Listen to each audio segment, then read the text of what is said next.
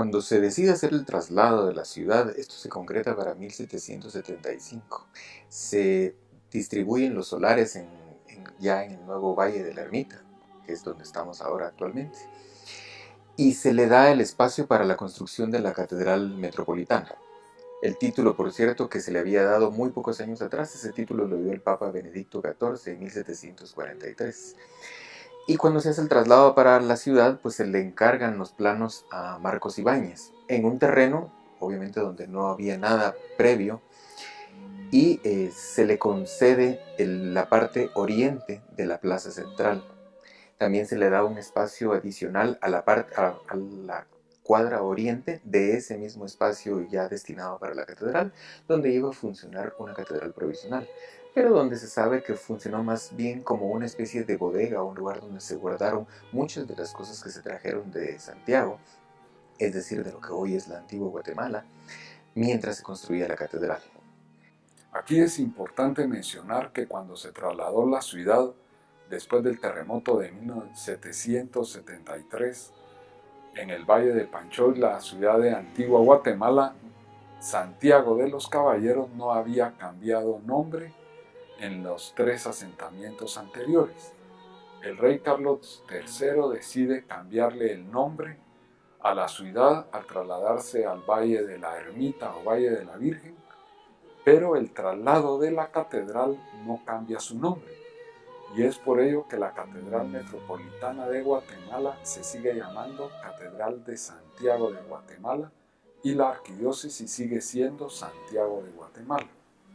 Sabemos que el primer asentamiento de la ciudad de Guatemala estuvo a los alrededores del barrio de la Parroquia, y muy probablemente por ese sector se instaló una catedral provisional. Mientras tanto se construía la nueva Catedral Metropolitana en el solar destinado frente a la plaza central.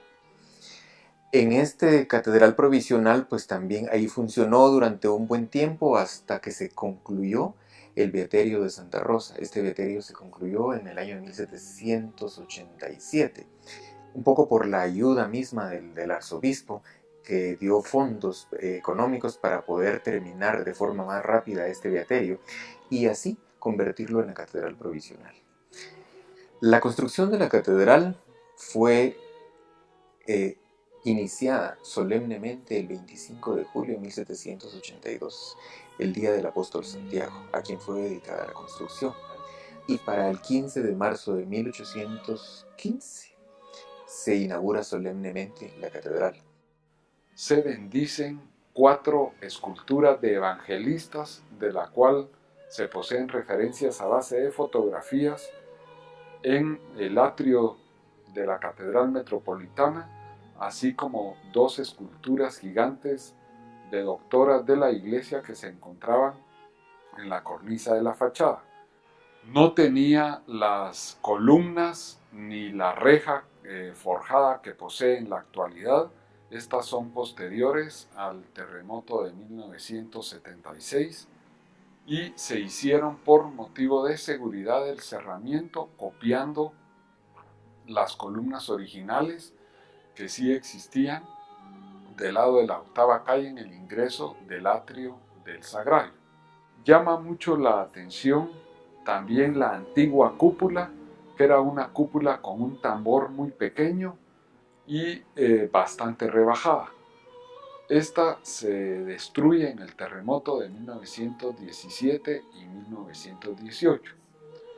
También a nivel del imaginario popular y de tradiciones populares era vigente un refrán que decían las abuelas de antes cuando algo iba a ser imposible.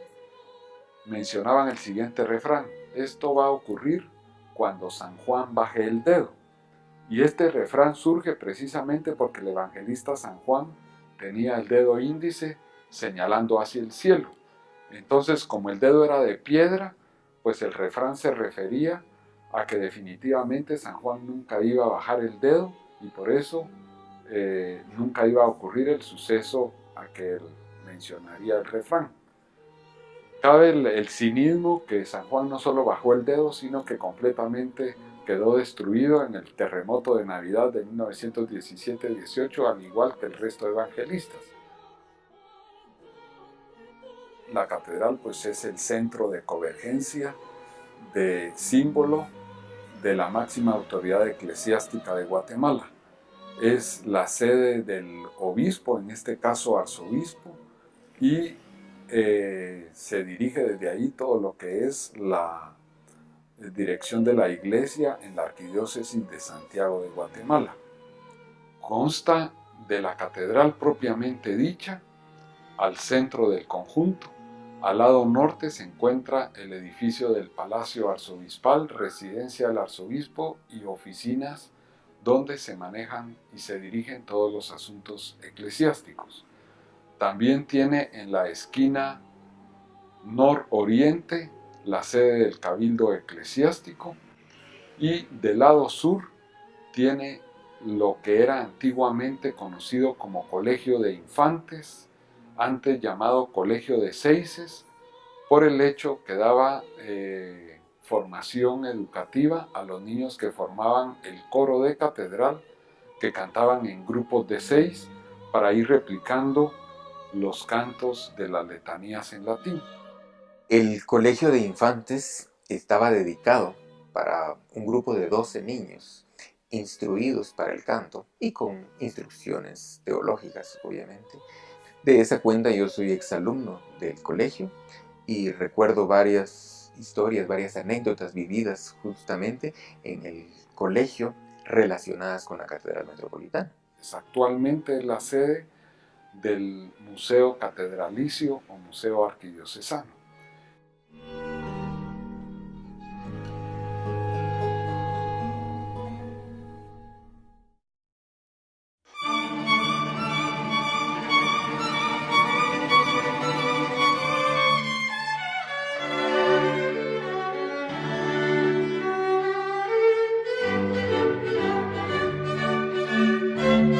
Esta cúpula es muy curiosa y efectivamente es una de las más bellas de Guatemala.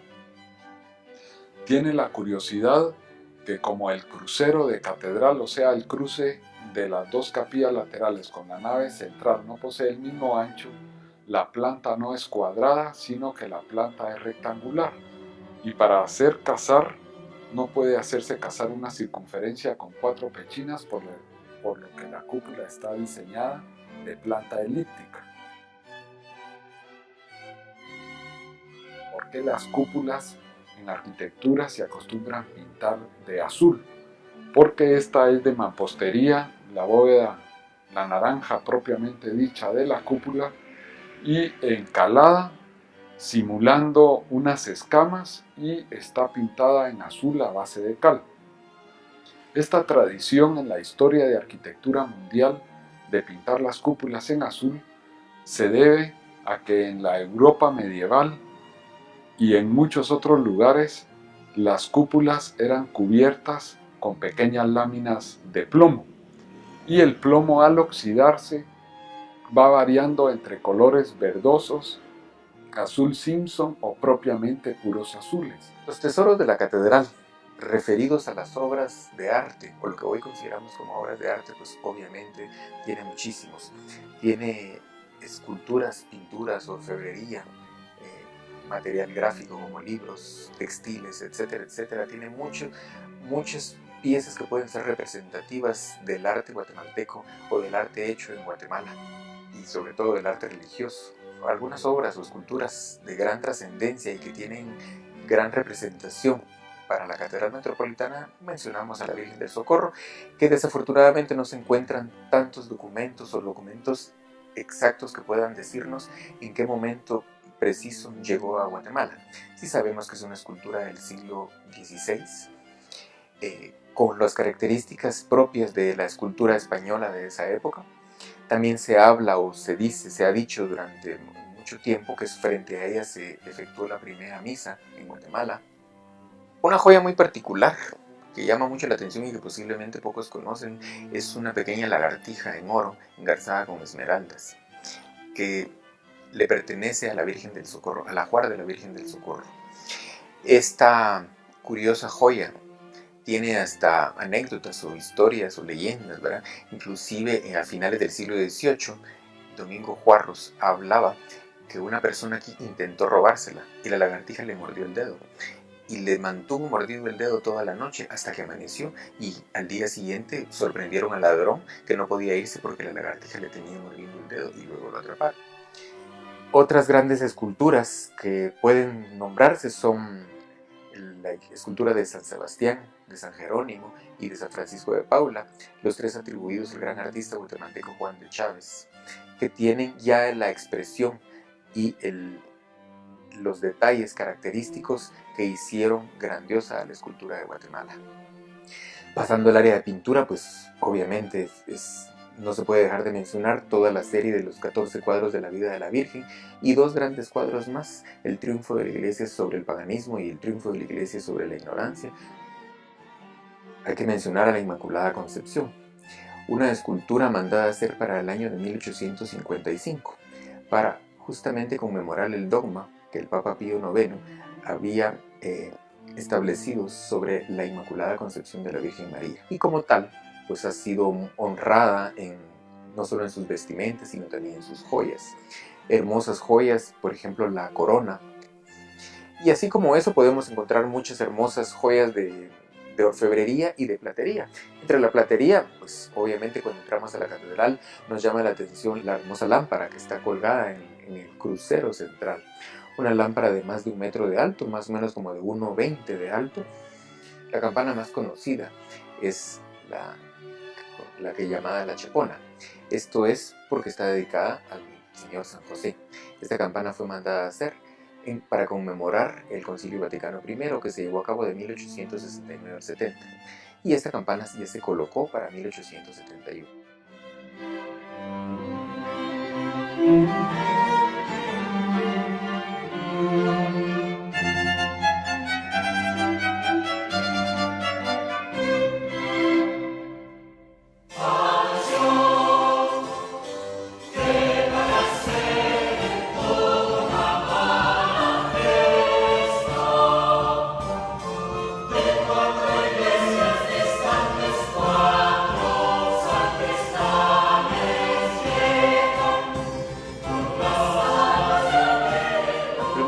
Pues como sacerdote me gusta atender a la gente, y la catedral es un lugar extraordinario en ese sentido porque pasa muchísima gente, como va la gente a Esquipulas. No es como en una comunidad parroquial en donde pues las personas a las que tú miras son siempre las del sector y tú vas compartiendo con ellos.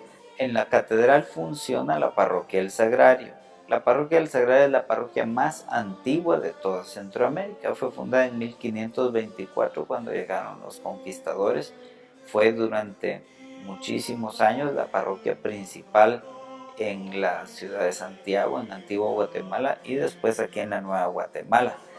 Lo mismo sucede en las catedrales importantes del resto de América, por ejemplo en la Catedral de México, en la Catedral de Lima.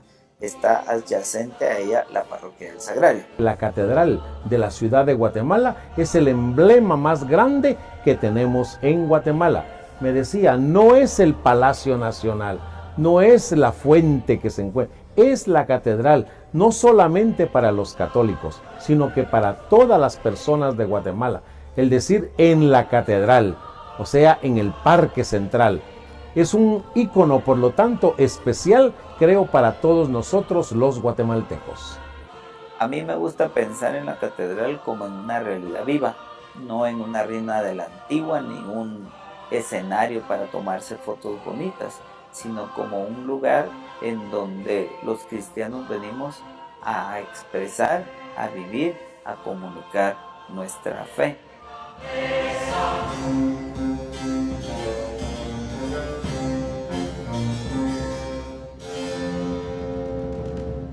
Somos un pueblo con una historia, con una idiosincrasia, con unas tradiciones, con un arte, con unas costumbres que son únicas en el mundo.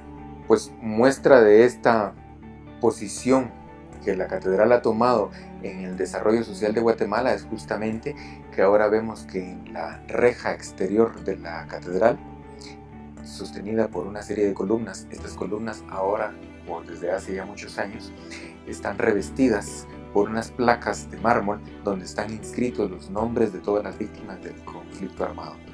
Primero es una identificación personal, religiosa, familiar.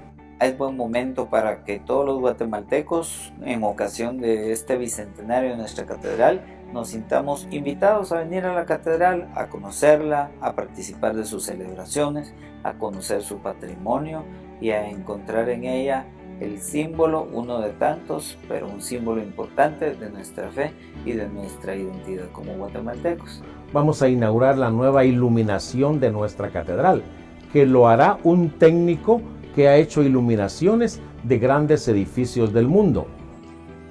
Es ahí donde vemos que en la Catedral Metropolitana la fe y la historia de Guatemala se unen.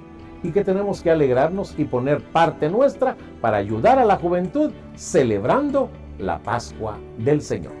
Nuestro gran lema durante este año es 200 años celebrando la Pascua del Señor.